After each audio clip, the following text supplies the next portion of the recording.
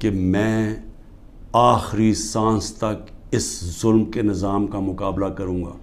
جب تک میرے ملک میں حقیقی آزادی نہیں آئی میں اس کی جد و جہد کروں گا. جو مرضی کر لیں, جیلوں میں ڈالیں, جو مرضی کریں, دھمکیاں دیں. سیکیورٹی میری ساری لے لی ہے. جو میرا سیکیورٹی کا جو چیف تھا کرنل آصف, وہ غائب ہوا ہے. جو گاڑیاں تھیں, جو سیکیورٹی کی 2 گاڑیاں ساتھ جاتی تھیں, ان کو پولیس اٹھا کے لے گئی ہے. یہاں سارا جو ہمارے ساتھ جو احمد نیازی جو بھی لوگ تھے سب چھپے ہوئے ہیں کیونکہ ان کو پر ایف آئی آرز کر دی ہیں.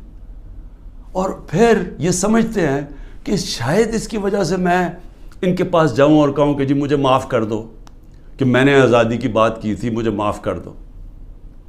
اور میں آپ قوم کو بھی کہنا چاہتا ہوں, کبھی نہ اس نظام کو قبول کرنا.